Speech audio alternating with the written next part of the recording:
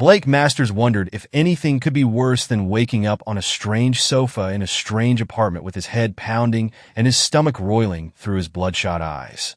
He observed his wife of 5 years and a neighbor coming down the hallway of neighbor's apartment. She dressed in the same clothes as last night, but with her hair messed and her makeup gone. He in a pair of boxer briefs that showed he was endowed way beyond average. They were both smiling brightly. Yes, he thought to himself, there is something that could be worse. Elaine Masters' smile turned to a frown when she saw her husband looking at her slack-jawed.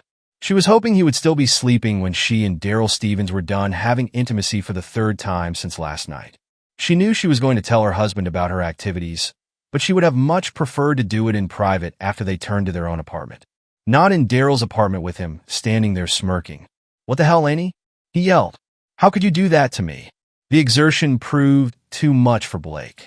He doubled over and spewed the contents of his stomach on the carpet in front of the sofa. Both Laney and Daryl recoiled in disgust. "Hell, man, that's uncool." Daryl wailed like what you two did wasn't. Blake coked. Daryl at least had the good grace to look contrite for a split second. "Come on, cheating woman, he can clean this mess up while we clean up your mess," Blake said, staggering toward the apartment door.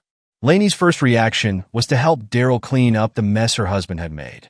But hearing Blake call her a cheating woman rocked her back on her heels, so to speak, because her husband of 5 years had never talked to her this way before. She figured discretion was the better part of valor and started toward the door behind him. Laney," Daryl began, but stopped when the woman raised her hand to give him a visual stop sign. Laney waited silently, while Blake struggled with the key in the lock of the apartment directly across the hall from Daryl's. When he finally got the door open, he staggered inside with Laney following, crashing down on his own sofa. Blake worked his body into a position where he was half sitting, half laying. His eyes looked sunken and haunted. "Wonder what could you possibly say that I would want to hear?" Laney, Blake rasped. "You got what you wanted even though you kept telling me you didn't want it. Was it everything you hoped for?" Laney had gone over several options in her head in the few seconds from Daryl's apartment to the one she shared with her husband. She couldn't see any option working except the surprise element of the truth. "It was absolutely the best night of intimacy I've ever had in my life," she said calmly, showing no sign of fear or anxiety. "You saw the size of the weapon in his shorts. You've seen him in a Speedo. He knows how to use that thing twice last night, and again this morning while you slept, passed out like a drunken monkey. I hope you're proud of yourself." Blake blushed at the accusation. He had never passed out from drinking. Before thinking back on the evening, he recollected only having 4 mixed drinks at the party before waking up on Daryl's sofa that morning. "What did that jerk give me last night?" "I only had 4 drinks." Blake started to respond. "Yeah, right," his wife replied, although she had to admit to herself that she had never seen her husband as out of it as he appeared to be last night. "Regardless, you're saying it's okay to cheat on me if I get drunk?" Blake asked. "When you embarrass yourself and me," Laney said, purposely not finishing her statement. Blake staggered into the kitchen and grabbed a handful of aspirin and a bottle of water. He then staggered into the shower as the fog cleared from Blake's brain. He thought back over the last few months. He knew it was a matter of time before his wife betrayed him. She all but told him she would. The first time she laid eyes on Daryl with their careers starting to flourish. Blake and Laney had moved into the higher-end apartment complex 7 months ago. Several neighbors went out of their way to welcome the pair, including their neighbor across the hall. Daryl was outgoing and friendly, a handsome man who appeared to spend a lot of time in the gym. Blake noticed that the neighbor appeared to spend more time paying attention to his wife than to him. Something that was not uncommon, since Laney was a beautiful blonde with a fantastic body. Blake was a good-looking man, but he knew his wife was at the least a high 9 on a 10-point scale. Men hit on her on a regular basis, even in front of him sometimes, but until Daryl Hoff came along, his wife seemed immune to their charms. He watched as Laney tried to play it cool with Daryl, but failed miserably. He caught her constantly sneaking looks at the man and flushing. But what really gave her away in Blake's mind was her denial of the attraction. When Blake pointed out in a casual conversation with her that Daryl was a handsome man, she blushed deeply, took a deep breath, and then uttered, "I suppose so." Never before had his wife ducked a statement open. Communication was a hallmark of their relationship. No subject was off the table even if they disagreed. Neither was afraid of a wealth. Thought-out argument. Lainey's refusal to engage spoke volumes. Things only got a little worse the first time the pair encountered Daryl at the complex pool inn. In the summer, the man appeared to be packing a large snake in his board shorts, and Blake saw that his wife definitely noticed Blake was not going to sit idly by and watch as his wife was slowly seduced by his neighbors several times in the next few weeks. He suddenly let it be known to both parties that he would not brook interference in his marriage by Daryl. "Have I ever given you any indication that I would cheat on you, babe?" Lainey said to him after he had again reminded her that he would not tolerate her breaking their vows. "Don't turn into a paranoid idiot." Blake watched his wife carefully over the next several weeks. He wasn't happy when she told him about Daryl's party coming up in 2 weeks, but felt he really couldn't justify staying away. There would be several other neighbors attending, as well as people from Daryl's workplace. Blake and Lainey walked across the hall about 5 minutes after the party started. They mingled with several neighbors and met several of Daryl's co-workers after getting their second margaritas of the evening. They split apart to mingle on their own, something they often did at parties. Only this time, Blake made sure to keep his wife in view. Most of the time, he found it odd that she seemed to be avoiding their host. Blake didn't hesitate to accept his third margarita directly from Daryl. He never noticed that he was starting to feel buzzed after accepting the drink. He remembered having yet another margarita sometime later, but didn't remember much else until he woke up on Daryl's sofa. Daryl made sure that Lainey noticed her inebriated husband staggering around his apartment and slurring his speech while talking to other people at the party. "You never told me he was such a lightweight." He chuckled as Lainey looked at her husband and frowned when the party finally broke up. Lainey and Daryl picked up the worst of the mess and put a blanket over the prone Blake. "It's Carlin. He deserves what gets, and you deserve to get some of this," Daryl said as he took the woman's hand and ran it down to his pants. She took another look back at her husband, then followed Daryl to his bedroom. She had been waiting for this day for almost 6 months. Lainey wasn't disappointed when she got into bed with Derry. His smile got even bigger as more clothes came off. She was every bit the goddess. He imagined he noticed that she never asked him to use protection, and he certainly wasn't offering the pair snuggled for about 20 minutes before doing the deed a second time. Daryl was asleep. 5 minutes later, Lainey got out of bed, went down the hall, and checked to make sure her husband was sleeping soundly. She looked at the prone form of her husband, smirked broadly, and went back to Daryl's room, sliding in a bed up against the big man's back. She bucked her hips into those fingers as she awoke, wrapping her arms around her lover and giving him a passionate good morning kiss. "Good morning, lover," she whispered sleep. "Well, oh yeah. Now how about we celebrate the morning before we wake up your loser husband?" he said. Lainey frowned despite what she was doing at the moment. She still loved her husband and didn't feel comfortable with Daryl's spoken humiliation. "The least you could do is remember whose wife I am and try to show him a little respect." She said, "Yeah, okay." He responded back quietly. It was several minutes before they heard Blake stirring in the living room. Lainey was sitting at the kitchen table drinking coffee. When Blake walked in, he poured himself a cup of coffee and went to his usual seat at the table.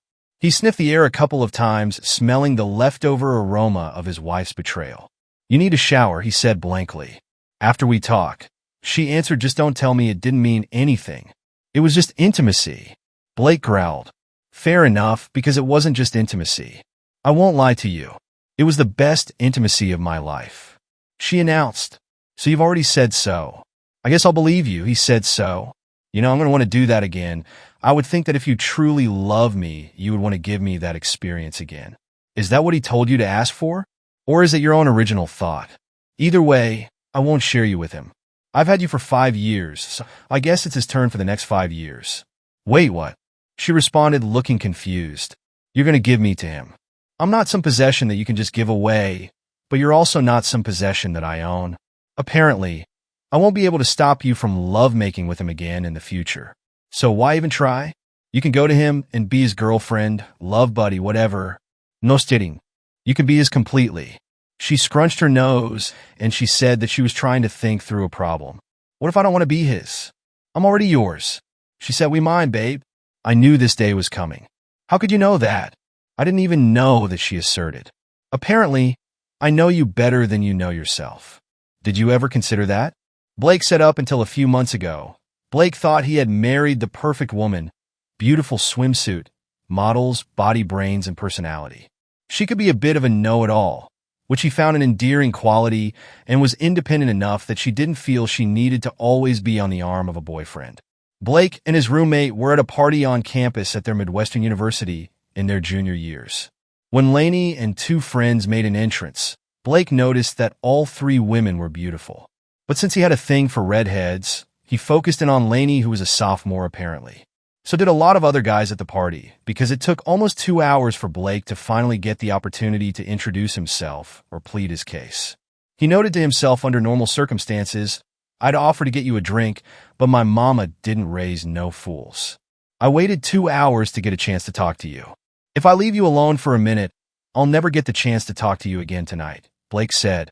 Lainey giggled and Blake was hooked. She seemed happy to be in his company as well. The two lived together for their last 2 years of school. Blake was a pharmacy major with a 5-year course schedule, so the two graduated the same year.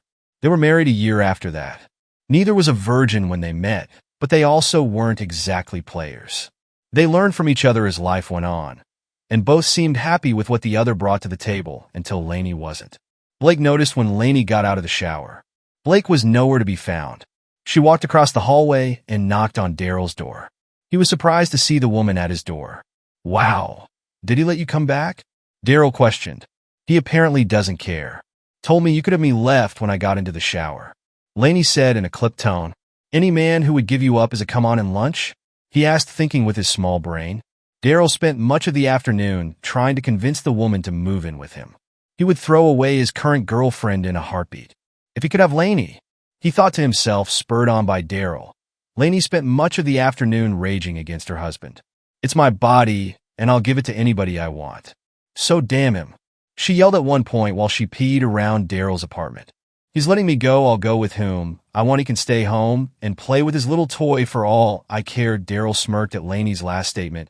While Lainey had told him Blake was average size, that was small compared to his own, he knew his conditioning of Lainey's thinking was working. What wasn't working at that moment, however, was Daryl's attempt to get Lainey back into his bed. She was pacing, stomping, and howling against her husband's intimacy. Was the last thing on her mind at that moment. Blake spent the afternoon with several friends at a sports bar, eating wings and drinking beer. He called ahead to his favorite pizza restaurant for a carry-out pizza and returned to the apartment at about 6:30.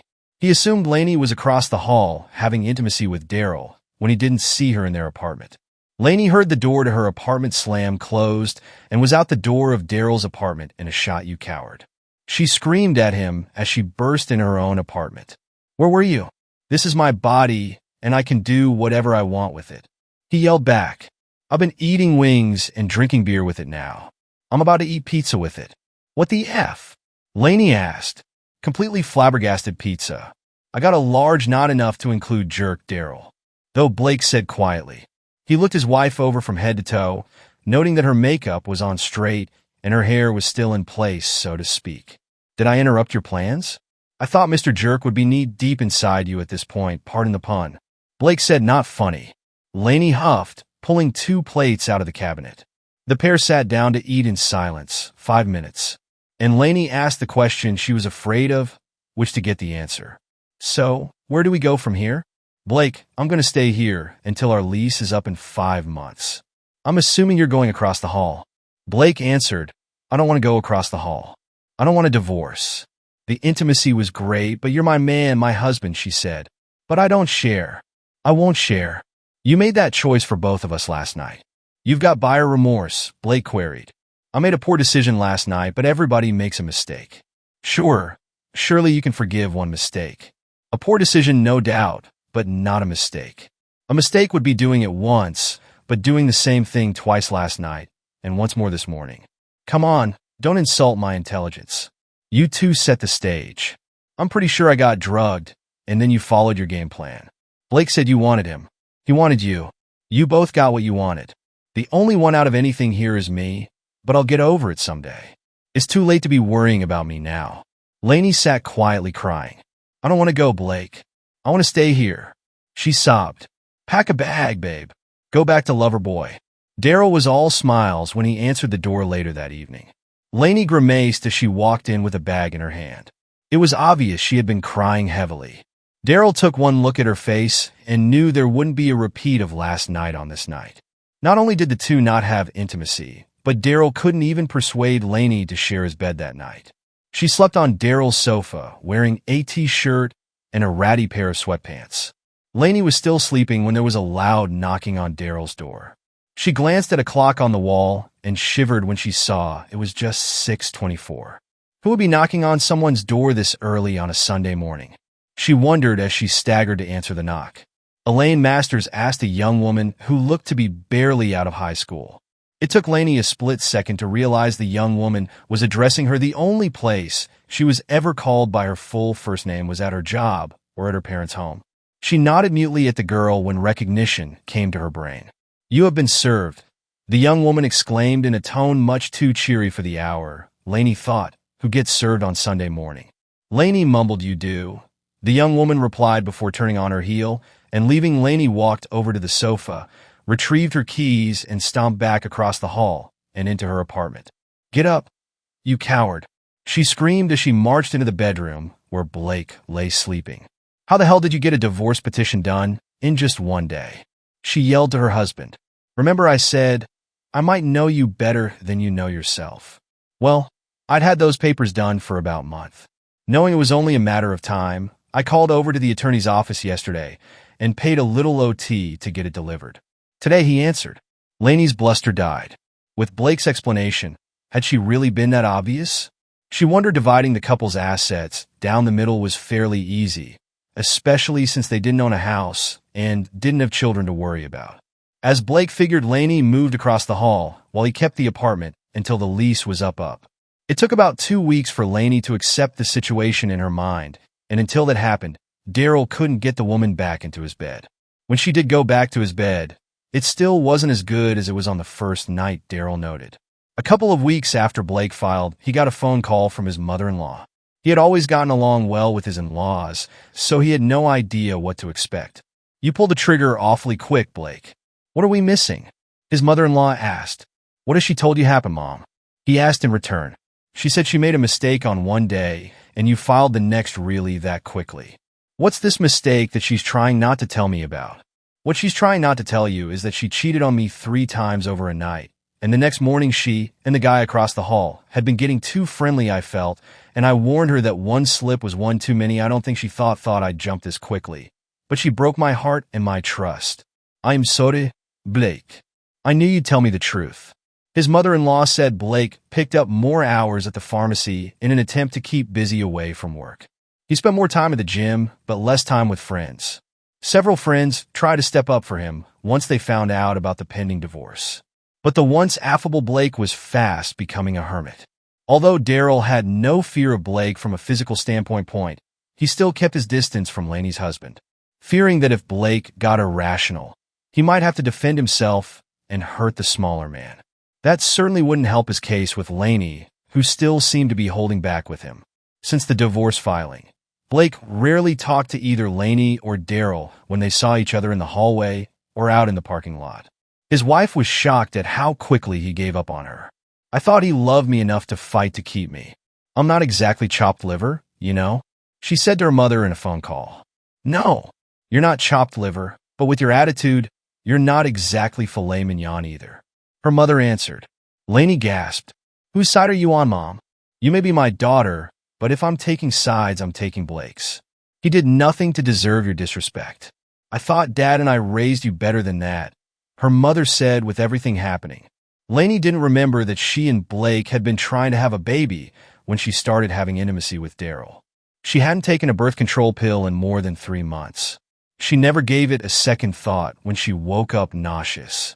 3 mornings in a row, "You're on birth control, right?" Daryl asked. "Oh my God," Lainey whispered. Lainey's attorney tried to get the divorce delayed until after the child was born, but Blake's attorney was smart enough to point out that the pregnancy occurred after Daryl started sleeping with the woman, meaning the child definitely wasn't Blake's. Daryl was lying on his back in the dark, listening to the sound of his first child suckling on Lainey's left breast. Although he wasn't thrilled with the thought of being a father, when Lainey announced she was pregnant 18 months before the actuality of the baby was much better than he anticipated.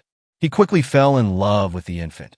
Unfortunately for Daryl, his feelings for the baby easily outstripped his feelings for the woman. Although he lusted after her, he certainly didn't love her. The intimacy ranged from good to great. But outside of that, the two were friends at best. Why did her ex-husband have to be such a Boy Scout?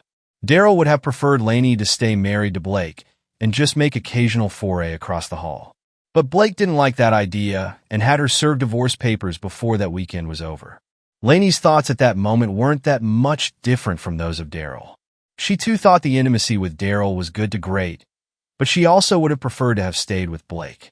She loved Blake, and she would have loved to have given Blake a child. Instead, Karma would have had Blake thinking about Lainey or Daryl at that exact moment, plotting revenge of some sort. He was too busy for that sort of thing at the moment, though. Being in the middle with two young women, maybe the best revenge is living a good life. And so we've reached the end of today's story. Was it what you expected, or did it take a twist you didn't see coming? I'm curious to hear your thoughts. Share them in the comments below, and let's get a conversation going. If this story kept you hooked, make sure to hit that like button. And if you're new here or just haven't subscribed yet, now's the perfect time to join our community. I bring you fresh, captivating stories every day. So click that subscribe button and turn on notifications so you never miss out. Thanks for watching, and I'll see you in the next one.